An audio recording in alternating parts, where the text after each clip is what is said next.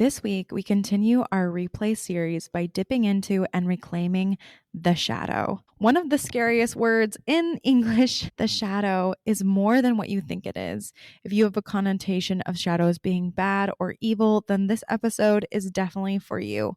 We answer practical questions about what is the shadow, where does it come from, why is it important, and how can we do the work of the shadow to help us become more integrated, whole in our lives, and to love and accept ourselves more fully. Shadow work is incredibly important for doing things like manifesting the life that you want, having your dream relationships, feeling more at peace, and having comfort in your life. So if you are needing more courage or strength to do this work, if you are just curious about what the shadow is, or if you just need some inspiration on your journey, then this is the episode for you. So sit back, relax. I'll talk to you next week and enjoy the show.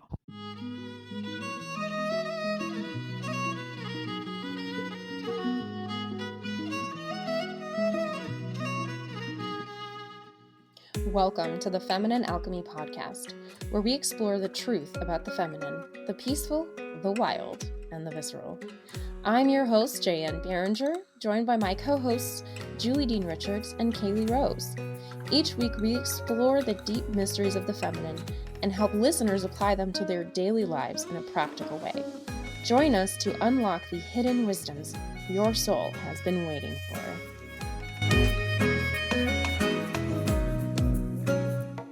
Hello, welcome to another episode of Feminine Alchemy. I'm J.N. Behringer, and we have my two lovely hosts, Kaylee Rose and Julie Dean Richards. Say hi. Hello. I'm excited for this episode. We're going to be talking about the shadow.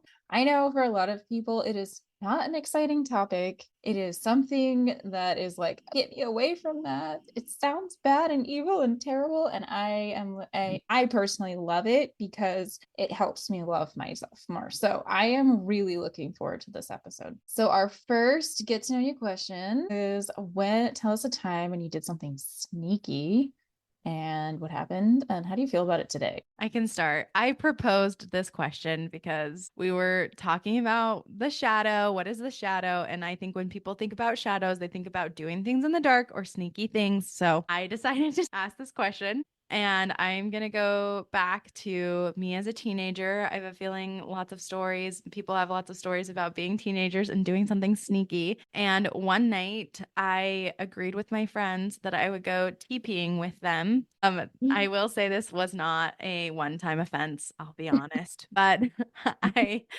decided to go TPing with my friend, and we went to TP our other friend's house, obviously, as you do as a teenager. And we tripped like some kind of alarm and like stuff started like going off.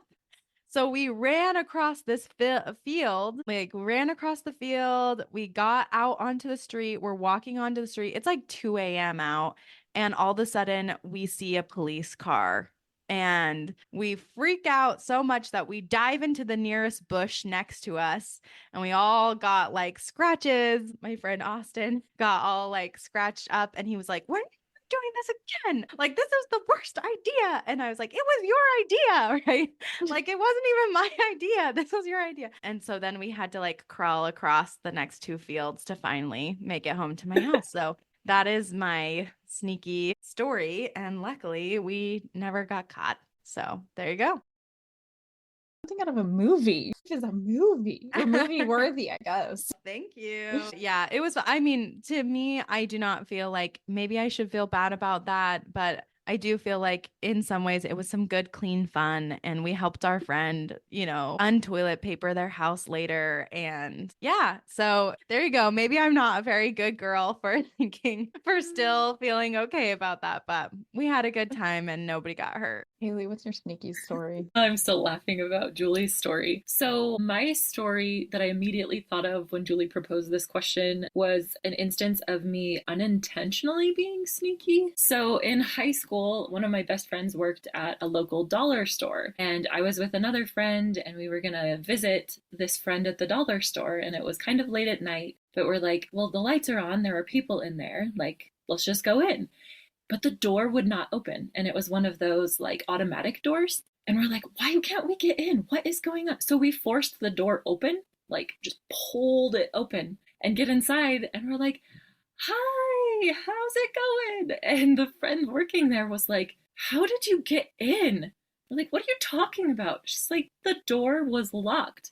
We're closed. And we're like, why are there so many people in here? And she explained that there were still a few people getting like checked out in line, but that like the outdoor wasn't locked so that they could get out. And we had forced the outdoor open because it wasn't supposed to open from the outside. And so we had forced that one open because we couldn't get the indoor open. And I felt so terrible because at that point in my life, I like being a quote unquote good girl, like I had to do that. Like I had to be perfect. I had to perform. I had to do all those things because that's what I thought I had to do to get love. I recognize that's not how it works now. And I've recognized that for a long time. But in high school, I was just devastated that I had broken into a store.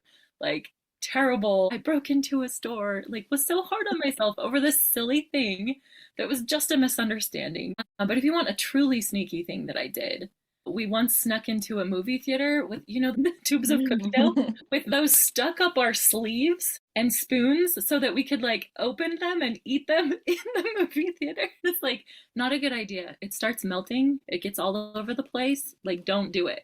It's a bad idea. Kaylee, I love your sneaky stories because they're like, they also show your like beautiful innocence as like, you Right? know, like I did this terrible thing. I went in the wrong door and it was supposed to be locked and I snuck food into the movie theater. How dare I? Where like over here, it's like every time we go to the movies, we're like piling in candy into the purse, right? Like sitting in the movie theater. That's awesome. I love it. Oh my gosh, Kaylee Rose knocking off a Dollar Tree, I'm telling you. Oh, yeah. Oh my gosh. So this is not even a sneaky story. I am not even that sneaky. I was like Kaylee, if I was not perfect, then I was going to hell. So that was my inner belief system for like the first 20 years of my life. But there was a time where we went to my uncle's house and he has a lot of money, like a butt ton of money. He worked for grocery stores for his entire career and he's in sales. He's very, very fancy man. Anyways, I was like probably 7 or 8 and they had all this food, they had all this stuff. And I was like, oh, there's Oreos in the pantry. I'm going to eat some Oreos. Like, no one's going to miss them. They have a pool in their house. Somebody, I guess, I don't know how this came about, but somebody goes, where did the Oreos go? I don't even know if I ate that many. I feel like I ate like 2. Somebody's like, who's been sneaking Oreos? And it came out that it was me. And then I had to like, my mom was like mortified that I was stealing. She's like, you gotta apologize. And I like felt terrible. Then my cousin goes, and she's like trying to be she's like 15, right? She's trying to be the like good older cousin. And she's like doing the example thing, like, Dad, can I have this apple? Just like even more mortified. After that, if I borrowed or used anything of anybody's, I would remember exactly the location where it was and how it was facing. And put it exactly in that location, and then I would never get in trouble again because I'm perfect, right? Wow. The story could not be more perfect for what we are talking about today. And I love that it's like such a simple thing again, right? Like, so I'm sure like my kids steal cookies, you know, we don't usually have cookies in the house, but like steal some kind of snack or treat all the time, right? And when we're with other people, they ask for their food all the time or they try to take their food all the time. And I'm like, don't do that, right? But it's so funny that it was so mortifying for you. And so like the repercussion of that is you probably throw that in your shadow, right? Like Oh this yeah. part of like, it's okay to indulge or it's okay to like have these things. Anyway, so I think that's a perfect segue into the shadow. It's so true. And the funny thing is, before we were recording, when I went to like think of this story, I was like, I'm pretty sure I still have like triggers around this specific event and that I have some clearing to do here because I still feel like really guilty about that. Less than ever, but yeah. So let's talk about the shadow. What is the shadow and where does it come from? Kaylee. So the shadow is essentially it's a part of your psyche that is where you put all the things you repress, all the aspects of yourself, all the thoughts and things that you're like, for one reason or another, you believe are bad or wrong or shameful. But besides that, it's also the place where you like put the parts of yourself that you wish you were and don't realize you are. And you wish you were them and think you can't be them. And so they also get shoved in the shadow. And it's like a defense mechanism because it's like, oh, somebody didn't like that about me. I better put that away because I need connection and I need safety. And if people around me don't like this about me or this thing that I did, I might not be connected and I might not be safe. And so like that's the origin of how the shadow begins and why it begins. Do either of you want to add anything to that? Yeah, I think you made some great points where this can go either way.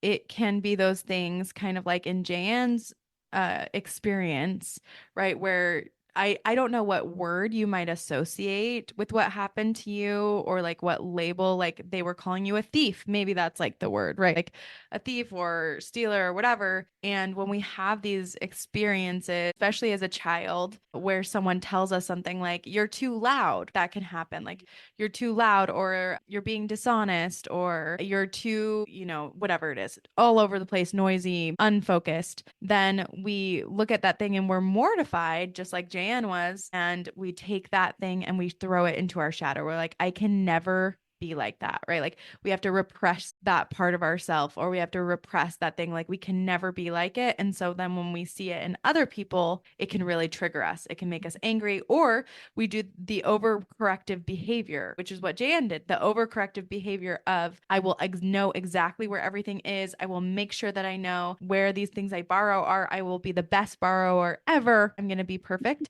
And it can also go the other way where there's something good about us, but we are embarrassed about that good thing, or we can't get attached to that thing. So maybe, I know Kaylee has kind of a good story about this. Do you want to tell it? Do you know what I'm thinking of? Are we I don't know what going you're to thinking of. say? I mean, I'm happy to tell a story. I'm just not sure what story you're looking for. The story of you receiving all that financial aid. Yeah. Yes. And how you felt. Yes. Yeah.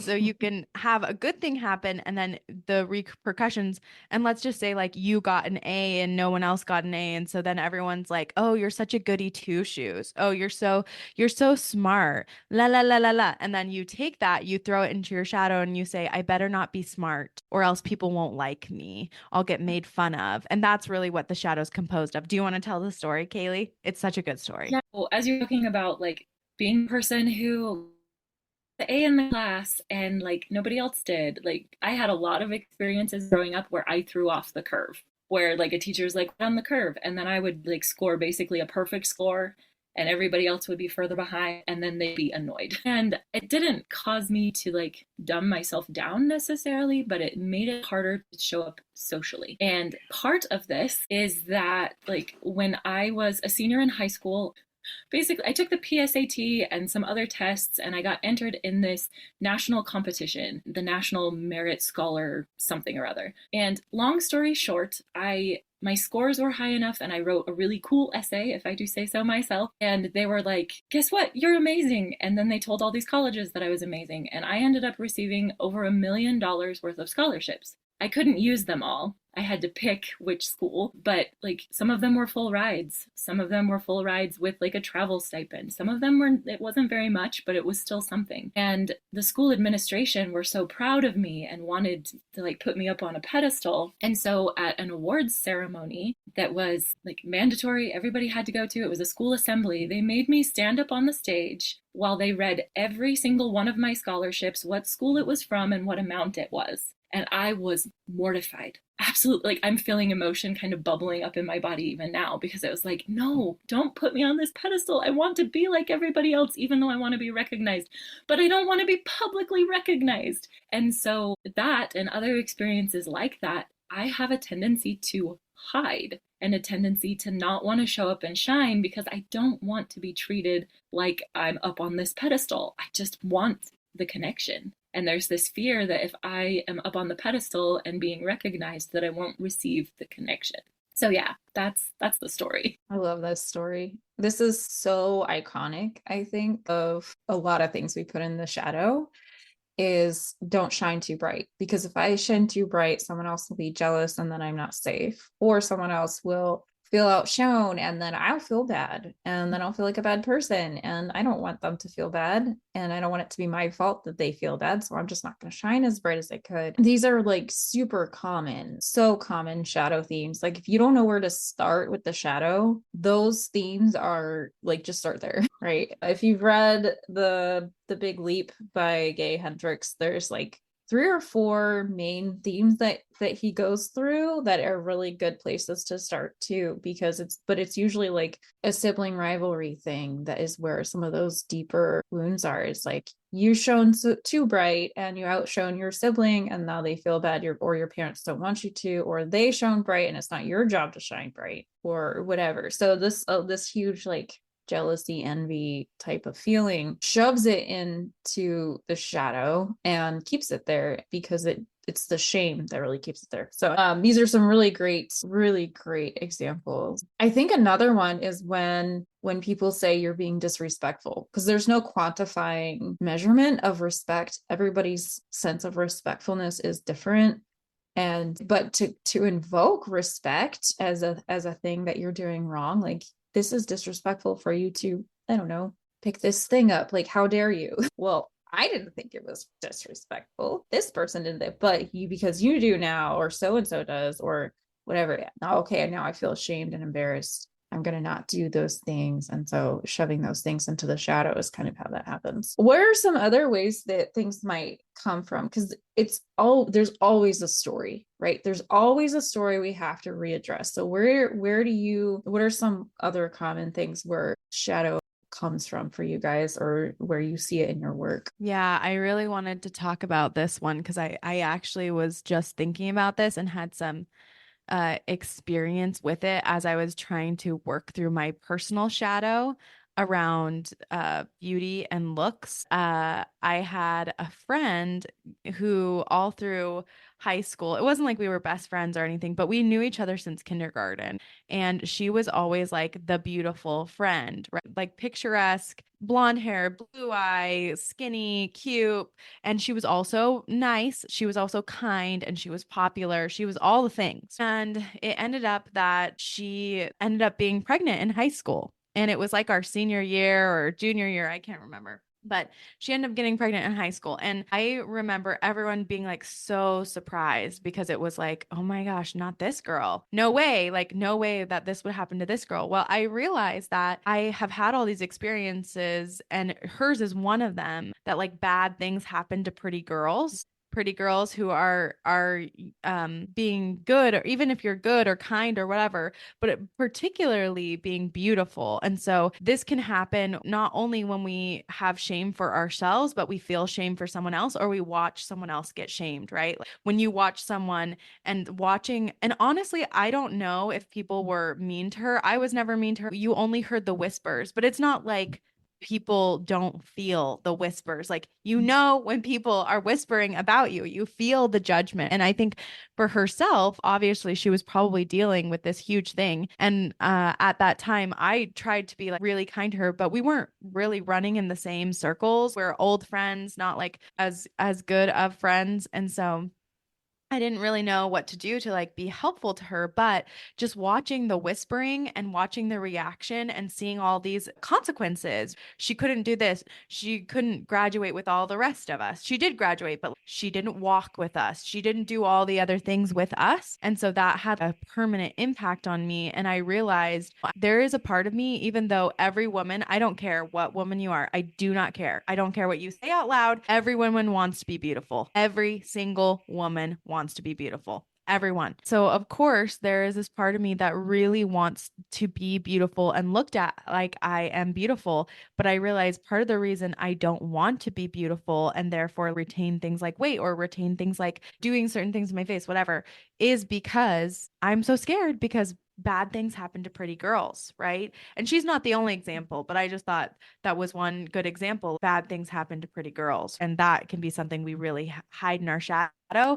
Maybe you are extremely beautiful, and I think each of us are, but we hide it in our shadow because we're afraid of that happening to us. Yes.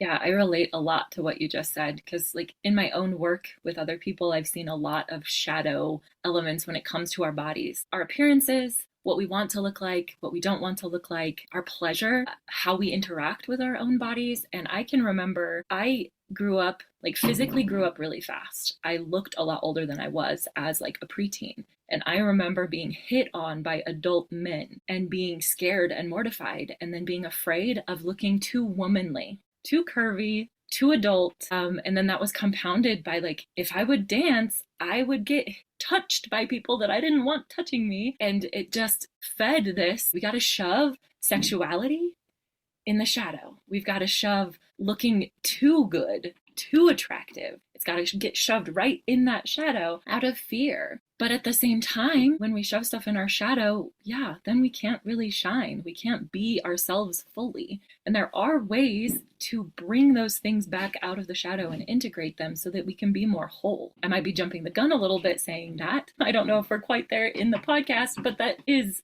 absolutely possible. Yeah. Absolutely. From my perspective, where it comes from is just what everybody said. There's a story, there's a quote bad emotion, and it's one of the heavier emotions, right? Shame, guilt, embarrassment, judgment in general, or like with Julie's story, it was judgment of others, or others watching others be judged, or suppressed anger might be another reason we have the shadow.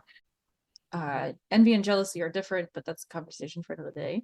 A lot of envy gets shoved in our shadow, right? Like, I want this, but I really shouldn't have this because I want it, and it's bad to want things. It's not holy or good or perfect or womanly to want things. I should be happy with what I have. And so if I want something I don't have, let's not talk about that. And into the shadow it goes. And grief ends up in the shadow because we just don't know what to do with it. So I do find a lot of shadow processing requires grief processing. Westernized culture is just like, grief doesn't exist, things end, but like, no, they don't, whatever, we're just moving on. And really accepting and stepping into grief. And grief can be anything from where you lose a person in your life to little tiny things.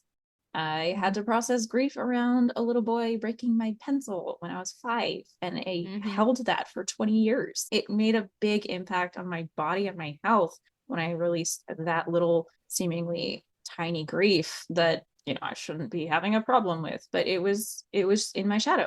So where it comes from is usually some kind of a emotional reaction that we then don't allow it to complete because we don't think that we should experience that emotion for whatever reason. And the best way to find it is, first of all, find the word should in your vocabulary. Whenever you find yourself saying should, you are literally invoking your shadow stuff, and it's coming up to be requested, to be processed, to be completed, and then you should on it and you go, okay, well, I'm not dealing with that.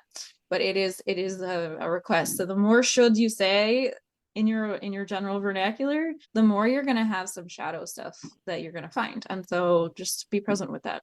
How do you guys find shadows, whether with yourself or with clients? Yeah, I think the biggest thing for me when I kept thinking this was anything you are incredibly scared of is a great gateway into your shadow. Like, that is when Kaylee was talking about her story of like being worried about being too womanly. So I have also always been afraid of being too womanly. And I think for me, a big thing that I'm still really scared of is being sexy. Like, that is very scary to me, to look sexy, be sexy in any way, and much to my husband's chagrin and in so many ways. But he even like has asked me once, like, are you like afraid? Is there like there's something in you that's like afraid of this? And it's like, yeah, it is, because it's in my shadow, being sexy.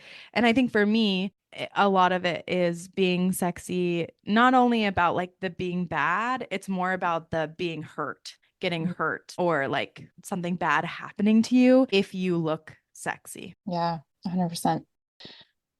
We should probably talk about what happened because there was a glitch. Yes, giant glitch.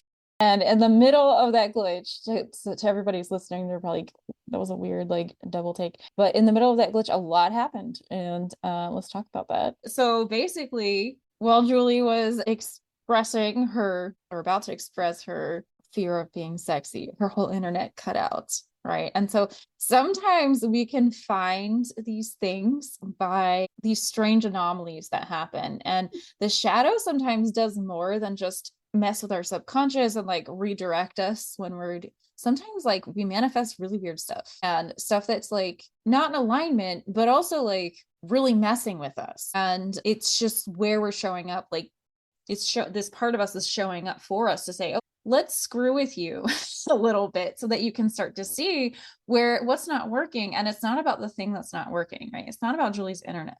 It's about Julie was afraid to expose the shadow of this failing. So this is something that I run into all the time with technology. Any kind of technology issue, I know it's like a space where I need to heal and become more me, become more vulnerable, and like give myself permission to pull that stuff out of the shadow. But technology can be very impacted by energetics. And that's why you often see really weird technological stuff when you're dealing with shadow stuff. But you also see it in like hard, cold, real world stuff, but technology is going to get impacted really quickly, really quickly. Yeah. Can I just unravel this like a little tiny bit more? Like, please. I just went on a rant. The really fascinating thing about this for in this particular instance is that this has happened twice. And both times when I was doing something that I was scared of, this time expressing something that was in my shadow. And the first time I was supposed to be filming another podcast, not with you guys, but with someone else. I was supposed to go on their podcast and talk. And we were going to talk about the feminine. And but for this person, it was going to be for them, this episode would be like a little edgy, I guess. There was like a million prefaces with the episode we were going to do and trying not to offend everybody. And it was just like everything went wrong. The technology issues, crazy technology issues. Her little boy who wasn't supposed to be awake, never wakes up, woke up. And she was like, I have never had this happen to me ever. Like this has never happened before. So she was like, well, I guess it's not the right time. Like something is going on. And then I had this happen. And it's so fascinating because before all this, if we could like rewind, like before any of this happened a while ago, this is like going back to this past winter when I was unraveling my witch wound. I was doing some tapping on it, which we will talk about, like how to integrate your shadow. That's like the next piece. Once you've found it, how do you integrate it? And I think tapping can be very helpful. And for me, I was tapping on it and it really came out as I was tapping and journaling that like it was I was inside of this cocoon and now it's time to open up and be seen. Now it's time to be myself and it's time to come out of the cocoon. And a big part of that as I was unraveling was my being sexy or being pretty. And it is not my desire to be like, yes, now let me make this video of my boudoir photos. It's not like that at all. Because to me, wearing really scantily clad stuff doesn't necessarily make you sexier, in my opinion. I think there's lots of ways that you can be sexy and it's not just how you dress. It's so many other things. And it's not about what you wear per se, but that was one of the things that came out was, okay, now it's time to show yourself. And I am, again, Scorpio rising. Okay. So known for, we talked about this, the big boobs and the sexy, right? And I have been like so scared of that my entire life because I suffered abuse as a little kid. I was one of those 1 in 4 that suffered sexual abuse when I was younger. Also, iterations of what Kaylee was talking about, where men flirt with you even though you're like 13 or you're very young, and there are lots of scary things that come out of that. And I never thought, if you would have asked me a couple weeks ago, like, are you scared to be sexy? Really, I was like, no, I'm not scared to be sexy. But this is something that has evolved to the realization, oh, I am. This is something that's still really deeply in my shadow, that like I'm afraid of the word sexy. I'm afraid of being sexy, even though I never would have thought that about myself. So all that to say, if there's something you're scared of, it's probably in your shadow and it will show up, especially if your technology goes haywire. Surefire sign right there. Yeah. And the more Haley. visceral your fear reaction is, the more you feel it like deep in your body, like the more likely it's connected to a shadow element trying to get your attention in some way. What were you going to say, Jaya? You also had a technology issue this morning or earlier today, right? Yeah, I did. Yeah. So I was conducting an interview for my Lunar Point research. So talking to people about their lived experience as it relates to Black Moon Lilith, the mathematical point and the Eve point, which is opposite of Black Moon Lilith. And yeah, we kept our videos kept freezing, our audios kept going in and out, and like all of my research revolves around the shadow and integration of the shadow and expressing things like just the duality of light and shadow and how the duality is also kind of a unity. But that's what the interview was about. I was interviewing a woman about the parts of her that she hides in her shadow.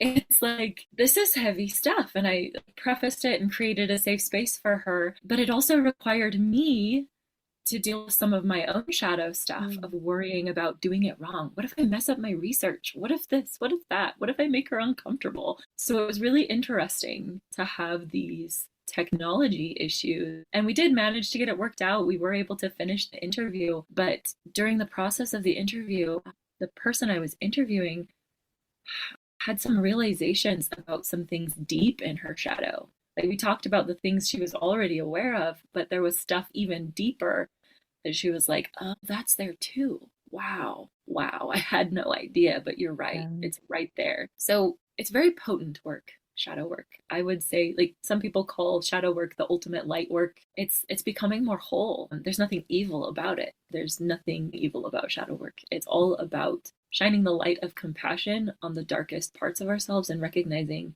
that every bit and piece of us is worthy of love. I love it.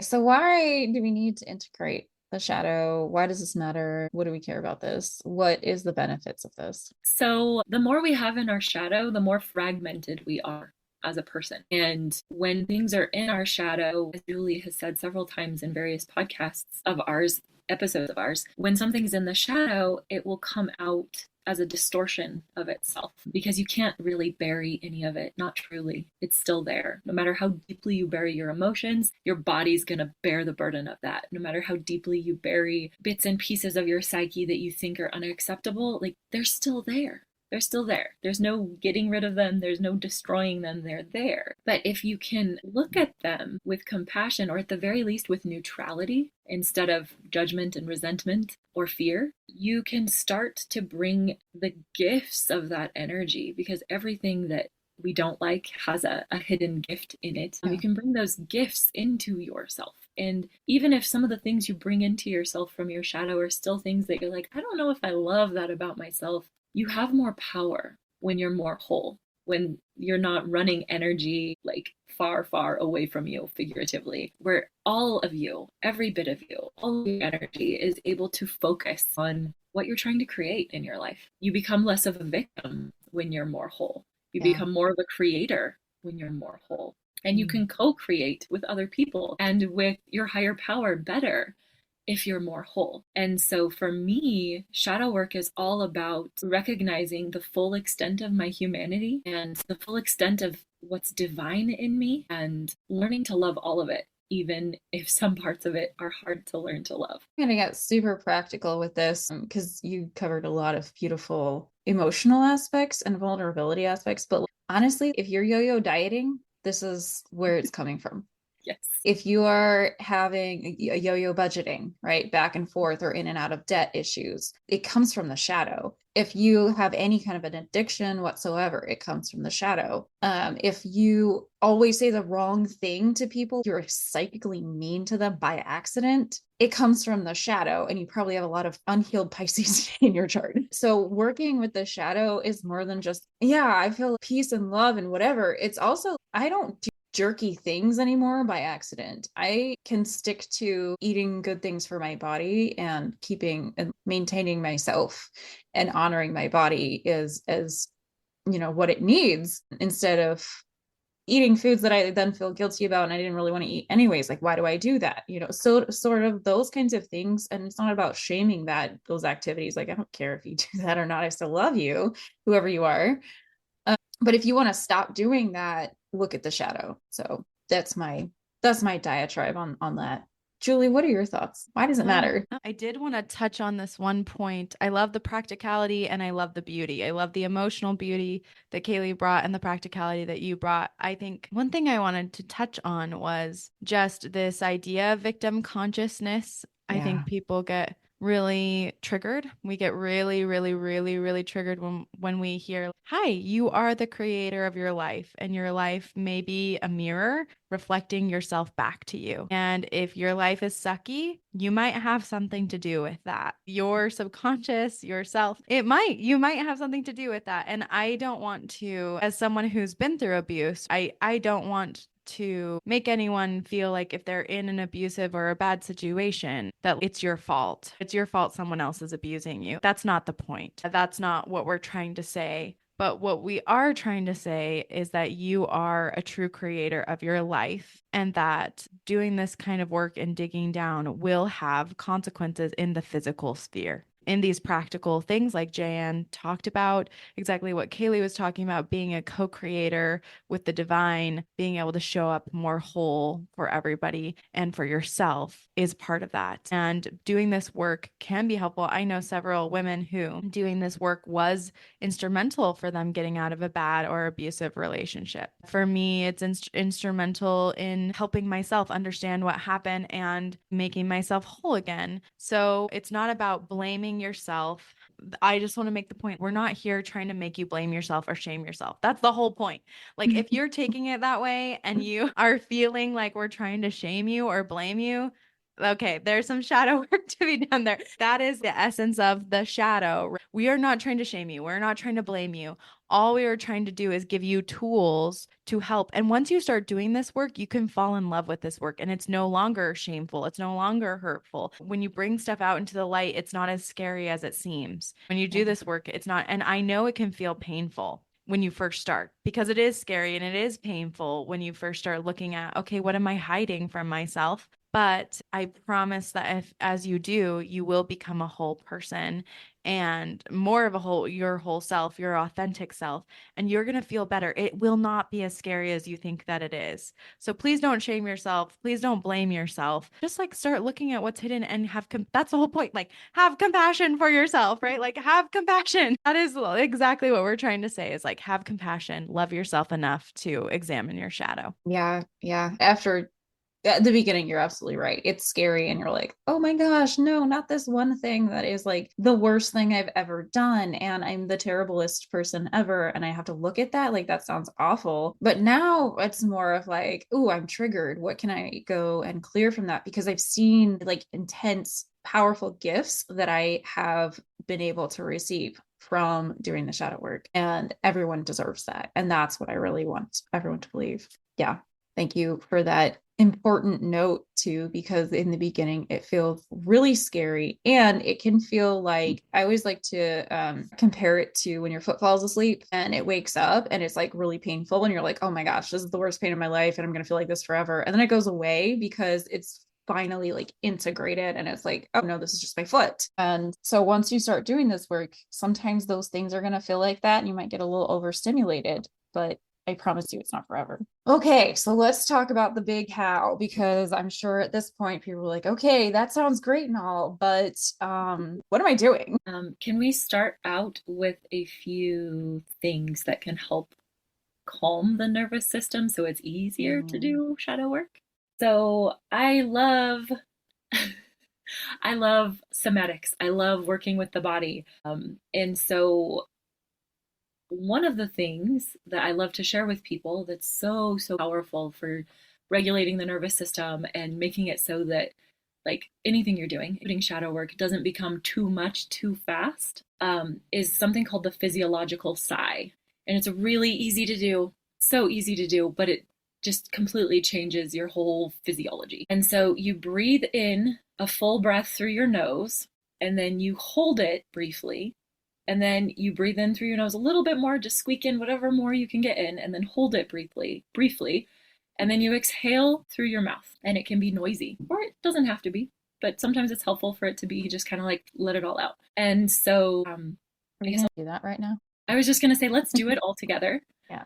I'll try to cue you as I'm doing it, but yeah. So inhale through the nose, hold briefly, little more, and out. And you can do that 2 or 3 times. The benefit after that, there's not really an exponential or a greater benefit after 2 or 3 times. But if you do that physiological sigh before shadow work, during, after, before, during, after anything. It can re-regulate your nervous system. I've heard that the physiological sigh is like clinically proven to be the best breathing technique for calming the nervous system outside of like box breathing, outside of, I don't know, whatever else people are doing right now. But the physiological sigh is a bunch more times powerful than anything else you could do. So seems so easy, but it's amazing. And you do it naturally, right? This is what we've all heard of. Maybe we haven't all, but most of us have heard a baby after they've been crying for a while and they go, right? That is like the physiological sigh of them, their nervous system naturally calming themselves. And that's part of the reason it's such a powerful tool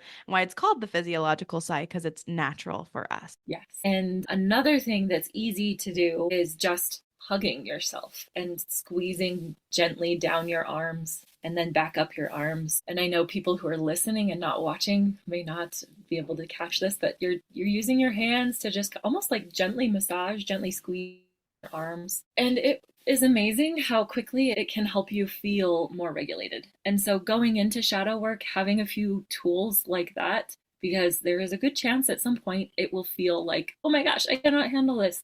Turn to those kinds of tools that help you get re-regulated, because it's not about pushing through. It's about honoring and witnessing what's present. And if you can't fully witness it, it's not going to integrate. And so take a break. Take a break if you need to, or use something that helps re-regulate you.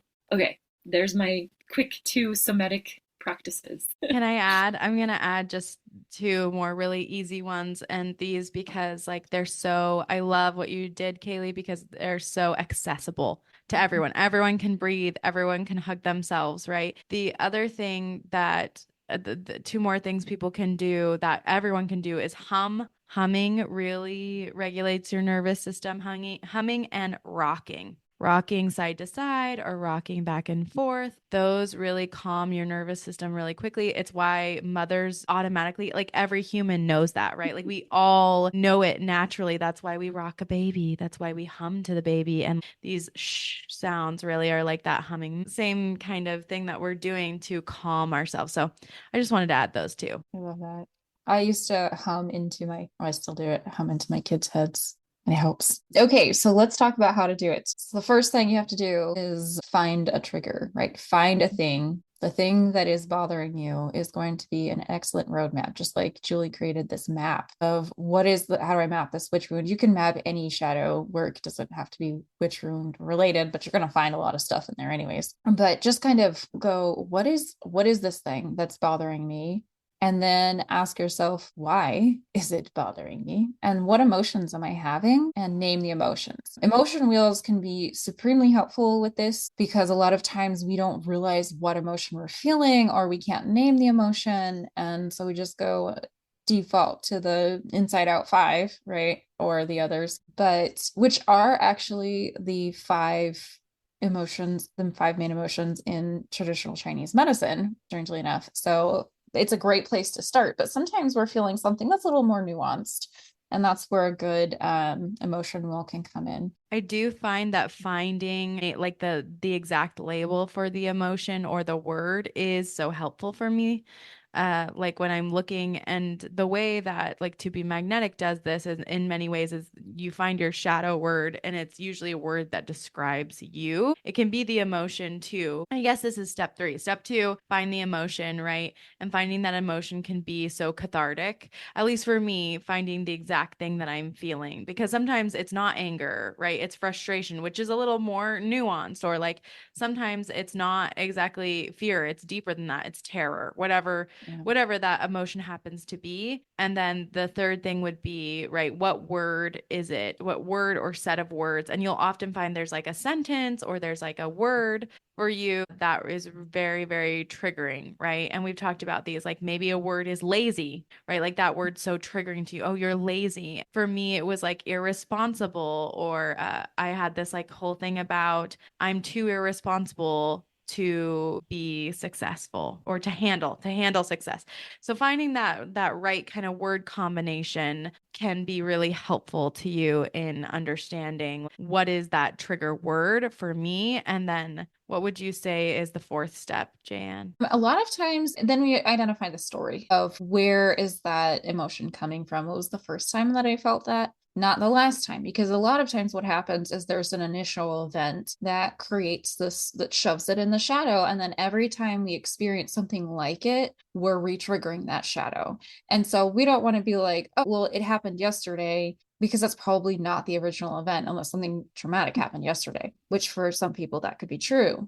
But we're looking at, you're asking your subconscious mind, which your subconscious knows. Your subconscious is not dumb and it's not confused. It is very intelligent, and it's only going to show your conscious mind what it thinks is important. And so what you're going to do is you're going to ask, when was the first time I felt this? What was the original event? And you're going to have a random memory show up. It will happen. And the first couple of times it happened for me, I was like, what sorcery is this? Because it really does show yourself that your subconscious knows more and understands more about what you're asking than you realize. So ask, what's the original event? And then that memory will pop up, and you will most likely think to yourself, what a strange memory. This is completely unrelated. And make sure that you pay attention to that. Yep.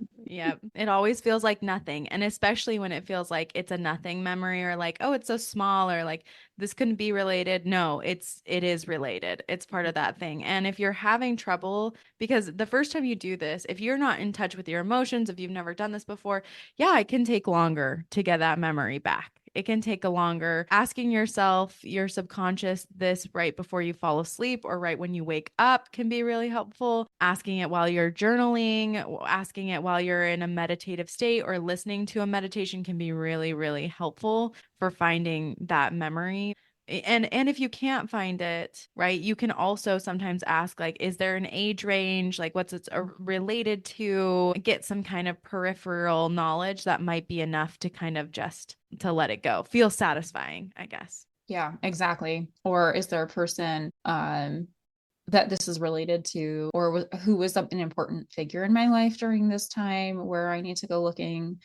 In my work, what I do is I will muscle test for the age, and I will muscle test age ranges. And then I'll go, okay, who were you and what were you doing when you were 16 years old? And almost all the time there's 16-year-old events. And that's what I will do though. But I'll muscle test for the age because it really helps to like have this clear honing in on it. But if you're not familiar with muscle testing, don't worry about that. I was going to Later. ask you I was going to ask you if you just do a quick little explanation. You don't have to explain the whole thing, but just like, what is muscle testing? Yeah, muscle testing seems like it's really woo-woo, but when you understand how quantum physics works and how our bodies interact with quantum physics, it makes a lot of sense. But basically, and originally I brought it into my reality with testing for supplements. And so if you bring a supportive supplement or a supportive compound into your energy space, and then you test a single muscle so that way the other muscles aren't compensating,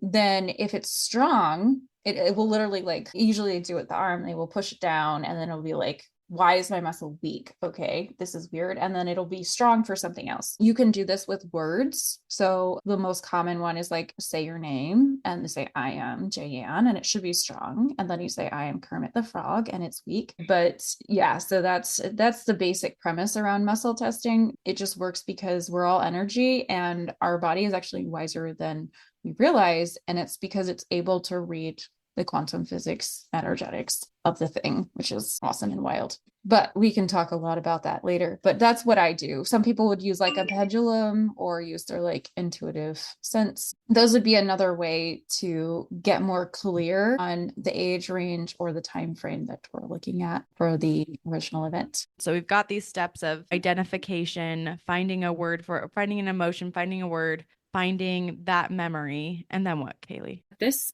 point in the process, I would say that one of the most crucial things is just witnessing with whatever degree of compassion you can, and extending comfort to yourself, even if it's like just wrapping your arms around yourself, like as you feel what you're feeling, as you experience what you're feeling, whatever amount of compassion you can muster, that's the biggest thing. And if you can't, like if you cannot look at that memory or that part of yourself or whatever up with any compassion at all, and you're like, I just can't do it, I feel angry and disgusted or whatever, like maybe that means it's time to look even deeper. But also if you ask yourself, am I willing to feel compassion? The answer is no, then willing to be willing, and go back as many willings as you need to until it feels like, yeah, it could be 10 willings. Am I willing to be willing to be willing, blah, blah, blah, to feel compassion for this part of myself? And if at that point you get a yes, that's where you start. And it sounds silly. It's like, why am I saying all these willings? But it's a verbal illustration of an energetic thing happening in you. And so when you feel the willingness come in, it's like, okay. And that's when you can feel whatever degree of compassion you have available. Yeah, compassion is so key to this whole process. Yeah. And you are your previous self's higher self, right? So I always think that like when we are in our spaces of like, oh, like I need answers from my higher self, we're really just invoking a future version of ourselves within our, that's like a different layer, right? And so when you go back and do this work, you're going back as like pretty much an angel from the future coming to that version of you to be like, you are loved and I love you and you do amazing things in the future and you're amazing. And then that part of you, 3, 4, 5, whatever, oh, okay, great, I can let go of this.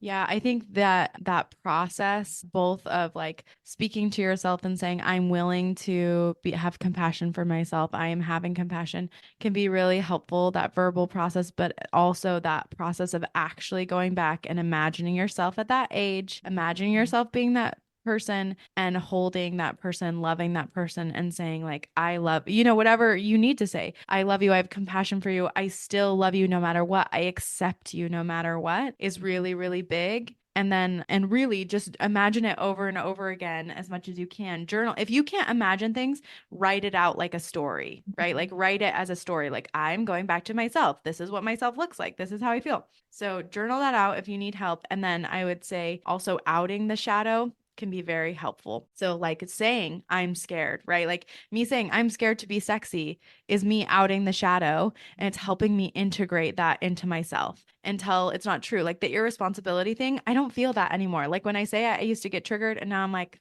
I don't care, like I can just like say this now because I've integrated that part of my shadow. And you'll know it's done when you feel that, when you don't feel that trigger anymore. And it feels like, yeah, that's part of me. And I really do love and have compassion for myself. This thing I want to say around this process is I think a lot of people don't want to let go of these stuck emotions or things like that because they're afraid they're going to lose their memories. And that's not true. What you lose is the pain around the memory. And the memories don't go away. Sometimes they actually become more clear because they're not sort of being encased in all of this pain, shame, and whatever else. So I wanted just as like a final caveat to say, like, you're not going to forget your childhood. In fact, you might remember more and you might feel a lot more connected with your childhood or with your past self in a lot of ways. All right. Well, that I think concludes our conversation around shadow. Of course, if you have any questions or comments around the shadow, if you want some assistance doing a shadow work, or if you're in the middle of it and you're like, gosh, this is like a problem I'm having, you're probably not the only one. So please feel free to message us with these kinds of questions so that we can further this conversation on the podcast using your specific questions. And you can find all of us in the show notes. So make sure to go look us up there. What is one thing everybody has to say before we sign off? I want to say that as you do this work, whatever you feel and whatever you think is okay. It's okay to be angry, sad, happy. It's okay to think this is silly. It's okay to think this is the best thing ever. Like, it's all okay. And if you can step into that kind of mindset of it's okay, the shadow work goes a lot more smoothly. Yeah, I totally agree. I would just say, like I always say, don't be afraid. And it will be more satisfying than you can imagine. Like it will help you. It will feel exhilarating. I know right now it doesn't, but it can feel exhilarating. Just have love and compassion with yourself. It's doable. And if you have more questions, like Jayanne said, just just let us know. And I just wanted to reiterate the 5 steps we talked about, which is, right, finding a trigger, naming your emotions around it, identifying a word that goes along with those emotions, whatever they were calling you or what you were being, then finding the age, right, the memory, and lastly, having compassion for yourself, journaling, going to your younger self and hugging them. So those are the 5 steps. And please don't be afraid. It's really going to help you become and show up more as a whole person. Love it. I love it. Love the recap. Thank you so much, ladies, for being here. And thank you for listening. And we will see you all next week. Have a great one. Thanks so much for listening. I hope you enjoyed this episode as much as we did. Please make sure to give us a 5-star rating wherever you are listening and share with someone you know. See you next week.